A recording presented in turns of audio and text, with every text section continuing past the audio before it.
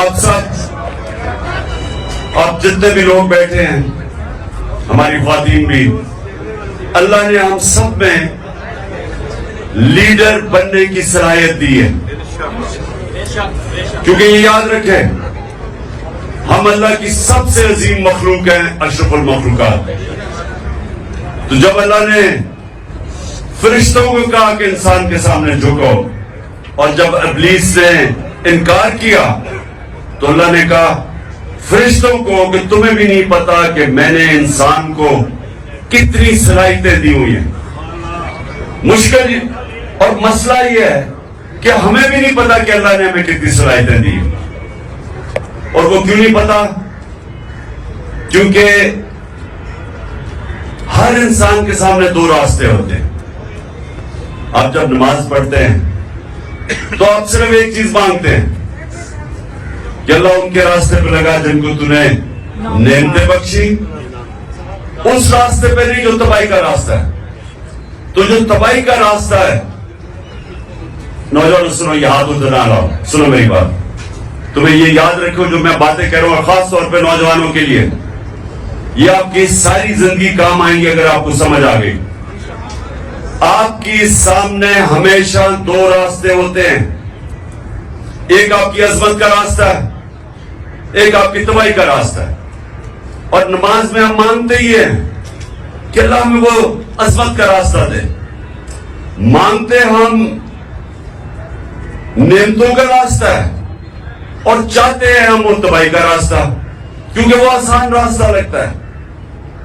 مثلا مجھے کوئی موقع ملا، میں کوئی ایسی پوزیشن میں ہوں، گورنمنٹ پوزیشن میں ہوں، میں تھانے دار ہوں، پولیس میں ہوں، میں فوجی ہوں، جو بھی ہوں، ہر وقت مجھے موقع ملے گا ناجائز قسم کا پیسہ بنانے کے لیے.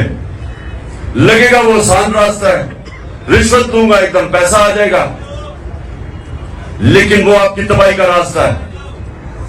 جس وقت آپ کو آسان، جو آپ کو راستہ آسان لگتا ہے وہ لیں گے، وہ اصل میں آپ کی تباہی کا راستہ شروع ہو جاتا ہے. کیونکہ قرآن کی ایک اور آیت ہے کہ جس چیز کو سمجھتے ہو تمہارے لیے بری ہے وہ تمہارے لیے اچھی ہے، اور جس کو تم اچھی سمجھتے ہو وہ بری ہے. اس کا کیا مطلب ہے کہ جب آپ سمجھتے ہیں کہ یہ بڑا آسان طریقہ پیسے بنانے کا، آپ اپنا ضمیر بیچتے ہیں، وہ آپ کی تباہی کا راستہ شروع ہو جاتا ہے. جو لیڈر ہے وہ ہمیشہ وہ راستہ لیتا ہے جو اللہ کہتا ہے کہ تمہاری عظمت کا راستہ ہے. اور وہ راستہ کس کا ہے؟ کس کا راستہ ہے؟ وہ کس کا راستہ؟ دنیا کے سب سے عظیم لیڈر نبی صلی اللہ علیہ وسلم کا راستہ ہے. اور وہ اس کی بنیاد کس پہ رکھی گئی ہے؟ دو کیریکٹرسٹکس کے اوپر اس کی بنیاد رکھی گئی ہے لیڈرشپ کے راستے میں: صادق اور امین. سچ بولنے والا اور انصاف کرنے والا. یہ دو کوالٹیز ہیں لیڈر کی. جو بھی آپ میں سے لیڈر بننا چاہتے ہیں یہ یاد رکھیں، آپ کو یہ دو چیزیں، سچائی، جھوٹا لیڈر نہیں ہو سکتا. جب جھوٹا لیڈر ہوتا ہے تو وہ لندن میں جو بھاگا ہوا وہ بن جاتا ہے. لیڈر سچ بولتا ہے. سننے روزہ کھلنے والا ہے.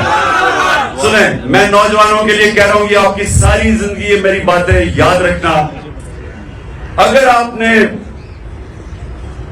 آپ کی پرواز اوپر ہونی ہے، اقبال کا شاہین بننا ہے، جس کا بڑا نام ہوگا، جو اپنی فیملی کا بھی نام اٹھا دے گا، جو دنیا یاد کرے گی اس کو، وہ نبی صلی اللہ علیہ وسلم کے راستے پہ چلے گا.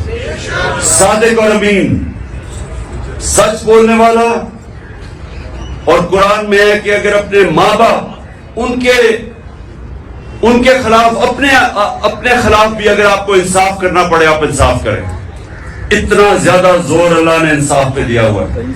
وہ لیڈرشپ کی، جب ایک لیڈر انصاف کرتا ہے اس کی عزت ہوتی ہے. اور لیڈر عزت کے بغیر لیڈر نہیں بنتا. تو یہ آپ نے باتیں یاد رکھنی ہیں کہ کئی دفعہ ہوتا ہے جی وہ میرا دوست کہہ رہا ہے تو چلے میں جھوٹ کا ساتھ دے دوں، میں سفارشی کسی کے لے لوں. جب آپ کسی کا مثلا آپ ٹیم سلیکشن میں سفارشی لے کے آتے ہیں تو آپ کسی کا حق مارتے ہیں. جب آپ حق مارتے ہیں اوپر والے کی برکت نہیں آتی، کیونکہ سارا کامیابی تو اوپر والا دیتا ہے. تو اللہ جب دیکھتا ہے کہ کسی کا کوئی حق مارا ہے، بدنیت ہے انسان، اس کو کامیابی نہیں ملتی. تو میں نے صرف آج آپ کو یہ کہنا تھا نوجوانوں کہ لیڈر دو چیزوں کے اوپر اس کی بنیاد رکھی جاتی ہے. صادق اور امین، سچا ہوتا ہے. نبی صلی اللہ علیہ وسلم کے پاس ایک قریش آیا، کہتا جی میں 60 سال کا ہو گیا ہوں، میرے لیے مجھے کوئی ایک چیز بتائیں کہ میں مسلمان بھی ہو جاؤں اور میں اپنی عادتیں نہ چھوڑوں. میں اب 60 سال کا اپنی عادتیں نہیں چھوڑ سکتا. تو انہوں نے کہا اگر ایک چیز مسلمان ہونے کے لیے تو سچ بولو. سچ میں بڑی طاقت ہے، کیونکہ اللہ الحق ہے، اللہ سچ ہے. جب آپ سچ بولتے ہیں تو اللہ آپ کے ساتھ کھڑا ہو جاتا ہے، آپ کو وہ طاقت ملتی ہے. وہ کہتے ہیں کہ انگریزی میں کہ one moral man is an army، کہ ایک سچا انسان ایک فوج ہوتی ہے، کیونکہ اس کے پیچھے اللہ کی طاقت آ جاتی ہے. اور دوسرا یہ جو انصاف کرنا ہے، یہ یاد رکھیں کہ وہ ایک ابن خلدون کا اس نے کہا کہ میرا تجزیہ ہے، بہت بڑا عالم تھا، کہتا میں نے جو سارا قرآن پڑھی ہے میرا تجزیہ یہ ہے کہ اللہ نے انسان کو زمین پہ بھیجا ہی ایک وجہ سے ہے کہ انصاف کرو، میری زمین پہ انصاف کرو. یہ دو چیزیں یاد رکھیے نوجوانوں، ان دو چیزوں پہ کھڑے رہو، آپ کی معاشرے میں عزت بڑھنی شروع ہو جائے گی. گاؤں کے اندر ایک لوگوں کو پتہ چلے جی وہ آدمی ہے، جو بھی مسئلے ہوتے ہیں وہ ادھر پہنچ جاتے ہیں ان کے مسئلے حل کرنے کے لیے، وہ سچا آدمی اور صادق اور امین ہے. سارے گاؤں اس کی عزت کرتی. نبی صلی اللہ علیہ وسلم کی نبوت سے پہلے سارے مکہ کے لوگ جانتے تھے کہ وہ صادق اور امین ہے. ابھی نبوت نہیں ملی تھی، لیکن یہ خطاب تھا کہ وہ سچا اور ایماندار اور امانت دار آدمی ہے. اس لیے یہ یاد رکھنا کہ دنیا میں اوپر جانا ہے. اچھا یہ سچ بولنا آسان نہیں ہے، مشکل ہوتا ہے، طاقتوں کا سامنا کرنا پڑتا ہے. آپ کے اوپر یہ جو گھر کے اوپر حملے ہو جاتے ہیں، ٹیئر گیس شیلنگ ہو جاتی ہے، لیکن یہ کوئی فکر نہیں، کیونکہ ہمارے نبی صلی اللہ علیہ وسلم نے بڑی مشکلوں کا سامنا کیا تھا. لیکن پھر ان کی جو آج عظمت ہے، اسی ہے ہم آج جان دینے کے لیے اس لیے تیار ہیں کہ ان کے کیریکٹر کی وجہ سے کہ وہ رائے حق پہ کھڑے رہے اور آخر میں ساری دنیا ان کے ساتھ ہوگی. دعا کریں گے اور پھر انشاءاللہ روزہ کھولیں گے.